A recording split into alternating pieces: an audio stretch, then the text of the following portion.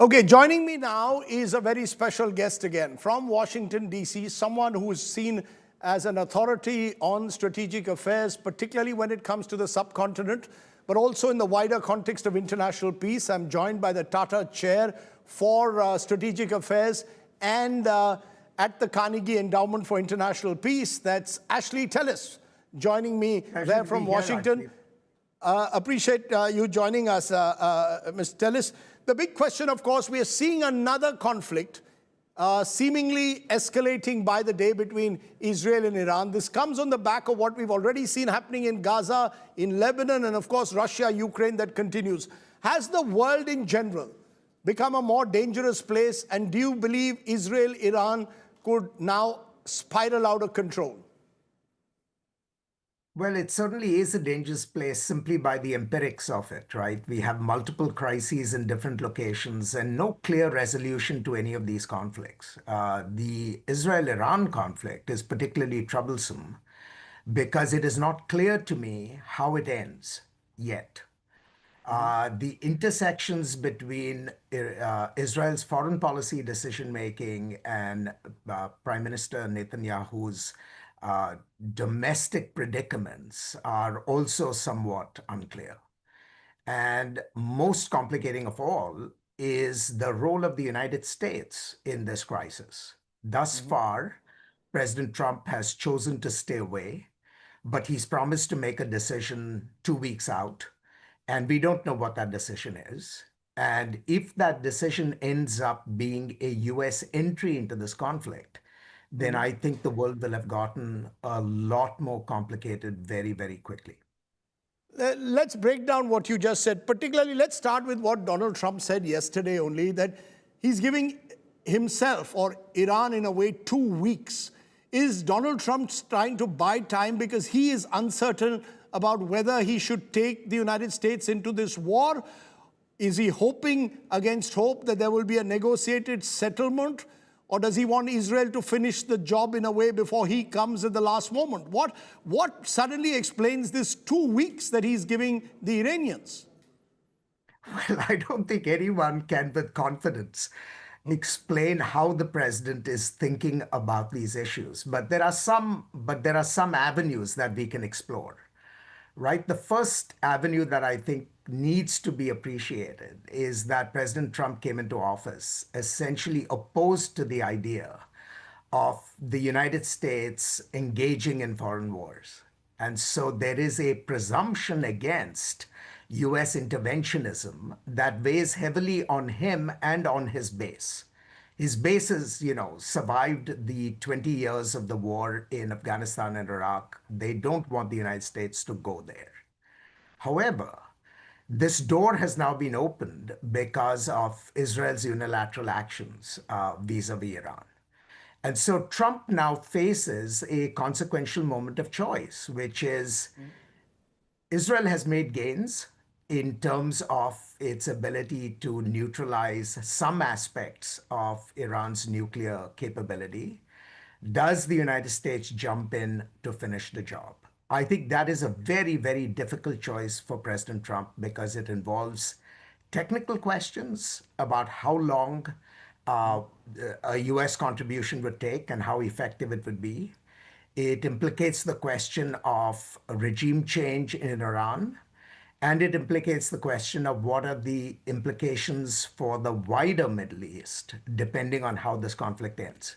And all these three elements are very, they implicate very difficult questions. And I think President Trump is sort of chewing on those. Let me say one last thing before I yield the floor back to you again, Rajdeep. I mean, the president is hoping that whatever the merits of Israeli action may be, they will at least cause a concentration of the mind in Tehran. And that the Islamic Republic might look at this as an opportunity to try and bring this war to a close by making a deal with the United States. That's what Trump is hoping for right now. That they will see that they have very few cards, the Iranians, that is, and therefore use that opportunity to try and close a deal that brings this war to an end. Now, whether they will choose to take that route remains to be seen. But can we draw a parallel, Ashley Tellis, between Iran 2025 and Iraq 2 decades earlier? In Iraq, eventually the United States committed itself to ousting Saddam Hussein, succeeded, but for a long while in Iraq, that led to some element of chaos. Is that something you believe could well happen in Iran? And do you believe that's something the United States is actually prepared for? Given the fact, as you said at the very outset, Donald Trump came to power saying that he was going to withdraw the United States from all these wars across the world. That, I think, is the one analogy that hangs heaviest on his head. Remember, we went into Iraq with the assumption that the war would be very similar to Operation Desert Storm, where we would go in, clean the clocks of the Iraqis very, very quickly, and return to the status quo ante, and things would have a happy ending. They didn't turn out that way. And I think President Trump has to reckon with the possibility that we may end up not in a short, sharp campaign, but a protracted campaign. We may end up having to go beyond counter-proliferation objectives to actually engineer regime change, which will be a very complicated and messy business. And that we may end up leaving behind an Iran that is completely unmanageable. Now, we may not have US troops on the ground. We certainly will not have US troops on the ground in Iran in a way that we did in Iraq. But we could make life very miserable for Iran's neighbors, many of whom are our allies and very good friends. And so in that sense, the United States will still have to bear responsibility for the outcome it leaves behind, even if there are no US troops on the ground bearing the brunt of the Iranian retaliation. But how will you respond to those who believe that all of this is happening in concert almost to establish some kind of an Israeli-American hegemony once again over the Middle East? We've seen in the last year Hezbollah being virtually demolished. We've seen Hamas being completely almost rendered defenseless or destroyed.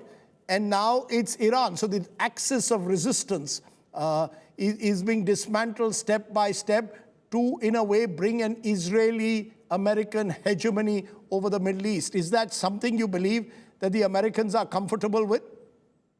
Well, let me put it differently. I mean, the end result may be beneficial to the United States, but the United States certainly did not sign up to the Israeli strategy to begin with.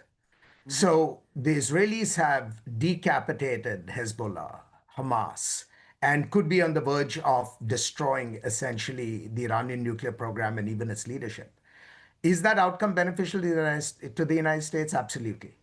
But would the United States have chosen to execute such a strategy? I would doubt it. And certainly not President Trump, who is very skittish about using military force to achieve these kinds of geopolitical outcomes. I certainly don't think that's the kind of strategy that he signed up for or that he feels comfortable with. So has he signed up for Benjamin Netanyahu in the driving seat and Donald Trump doing the backseat driving? Is that something Donald Trump would be comfortable with? Because Benjamin Netanyahu is the one who's driving for regime change. He's the one who's speaking about it, that Khamenei's got to go. And the United States is simply, some would say, acquiescing to what Netanyahu is doing. Netanyahu drives the agenda, whether it's in Gaza, whether it's in Lebanon or now in Iran, and wants war as an instrument of peace. I think that's right. I think Netanyahu is very much in the driver's seat. In his defense, he's seeing this as a long-term investment in the preservation of Israeli security. It's hard to debate that point, but he has borne enormous costs in terms of the price he's willing to pay to make this happen. Now, the United States will inevitably be a beneficiary of this outcome if he's successful. There's no doubt about that too. But whether we are now going to jump in with both feet to help him finish the job, I think that still remains an open question. And if the president is to be taken at his word, we will have an answer 2 weeks out from now. But it could also, on the flip side, arouse anti-Americanism once again in many of these in the Arab world, not just in Iran. It could lead to an entire generation, perhaps, of Iranians and others who perhaps end up again sort of chanting debt to America or debt to Israel.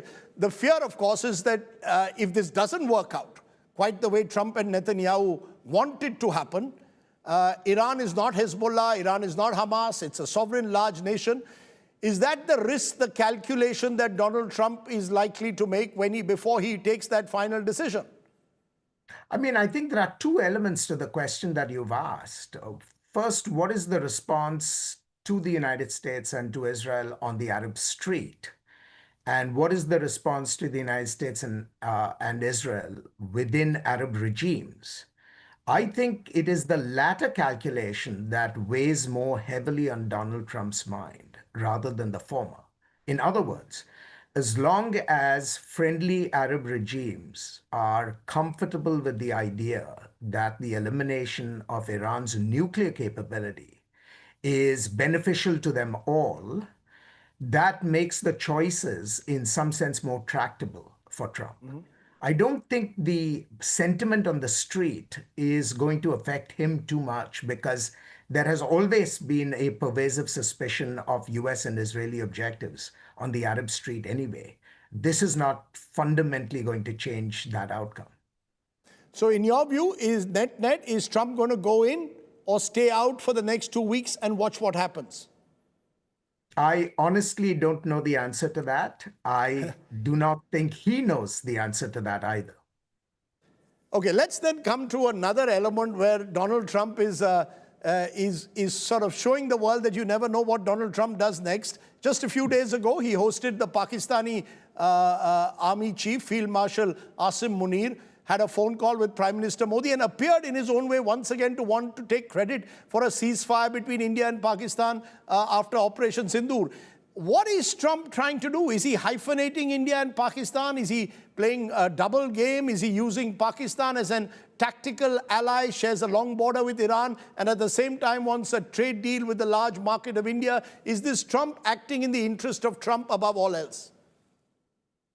I think we have to be careful about overthinking this, right? I don't think there is a grand strategy underlying all these developments. I think what you see in all of this is classic Trump, always the impresario, always wanting to be at the center stage, and always wanting to make himself the driver of the news. And so at every level in this evolution, he has inserted himself as really the most important personality. It's in keeping with his persona and his style. So I don't think there is a grand strategy which is designed to think of, Pakistan as a tactical buttress, as a way of, leveraging Pakistan to get some things out of India. I think that is a lot of rationalization because people like you and me, we want to sort of impose order on what is a very chaotic reality. And so we are forced to contemplate hypotheses of this kind. I think for Trump, it's all about performance. And he has used these opportunities to once again deliver a performance. But this performative diplomacy, from an Indian point of view, from the pure optical point of view, are you saying, therefore, we should just ignore what Donald Trump does with Pakistan? Here is a country which 2 months ago, we believe here in India was widely responsible for what happened in Pahalgam. They've sponsored the Lashkar, they've sponsored the Jaish, and yet just 2 months later, Donald Trump's having lunch or inviting the Pakistan Army Chief for lunch at White House. Should we just be ignoring what Donald Trump does and simply deal directly with Donald Trump in what is in India's self-interest, i.e. possibly a trade deal early next month? I think that is probably the best way out. Now, obviously, I can't tell the government of India what to do, but you've got to keep your eye, in my judgment, on the long game. Right? And the long game is that the US-India partnership is critical for so many reasons.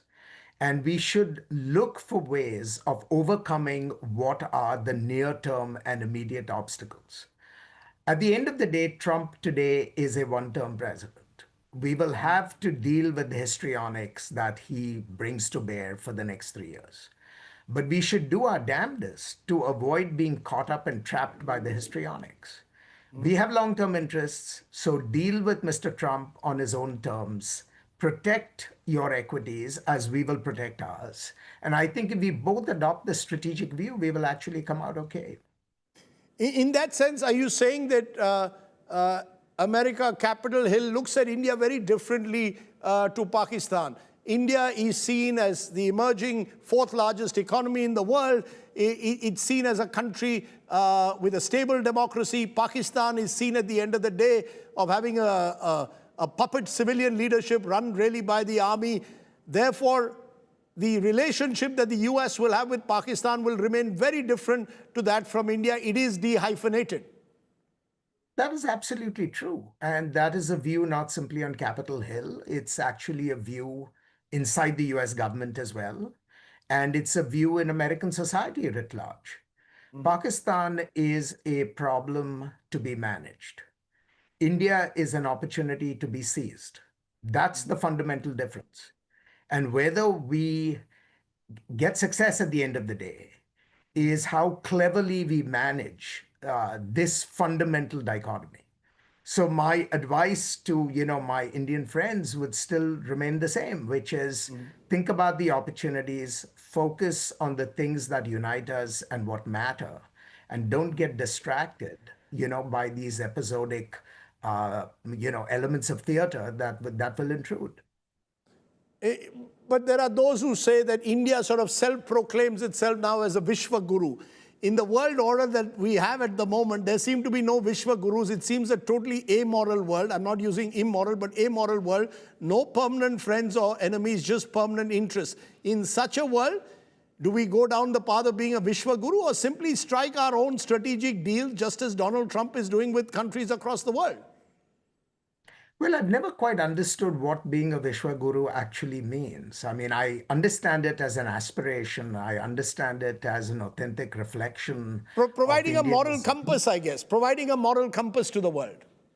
Well, that's always going to be a challenge, right? I mean, we don't live in a moral world of international politics. So there's always going to be a juggling act between how you manage power on one hand and how you manage ethics on the other. And at the end of the day, power is always going to trump. And so you have to be careful about how much purchase you think your ethical sort of compass is going to have. So in conclusion, let me come back to where we started with Iran, Israel. Actually, tell us your best case and worst case scenario, what happens over the next fortnight. So the best case scenario is that the president does not intervene through the use of US military force.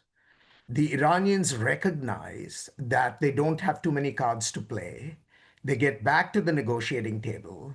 They reach a deal that is satisfactory to themselves and to Washington. And then Washington uses that opportunity to persuade Netanyahu to essentially bring the attacks on Iran to a close. That's the best case scenario. The worst case scenario is the United States enters this conflict. It's not a short campaign, it ends up being a protracted campaign. And at some point along the way, the US recognizes that it's not enough to pursue counter-proliferation objectives. They have to think about regime change objectives. And if we go in that direction, then I think we are opening the door to chaos that will live with us for a long time to come. Because the fear is, of course, that the worst case scenario could also drag in other countries. I mean, for now, Russia and China, seen as allies of Iran, have stayed away. But if the United States was to step in, who knows what these countries will do? I know that Putin has offered to mediate, but again, the trust factor comes, someone who's fighting his own battle with Ukraine. This fear that people have of an ever escalating conflict, is it real? That this, out of all the conflicts taking place in the world, is potentially the most dangerous at the moment? Well, it's certainly potentially the most dangerous, but the fear, to my mind, does not derive from the prospect of Russian or Chinese intervention. I think Russia and China are big players in this conflict. And the reason they've not intervened is not because, they have some grand capability to do so. They've recognized that they have limited cards to play, and they're better off seeing how all this, evolves without putting their own resources and their own prestige at risk. To me, the real danger is the cascading effect of this conflict on stability among the Arab states that are our friends and that exist in close proximity to Iran. That's the real danger to my mind. That's where the unraveling will come.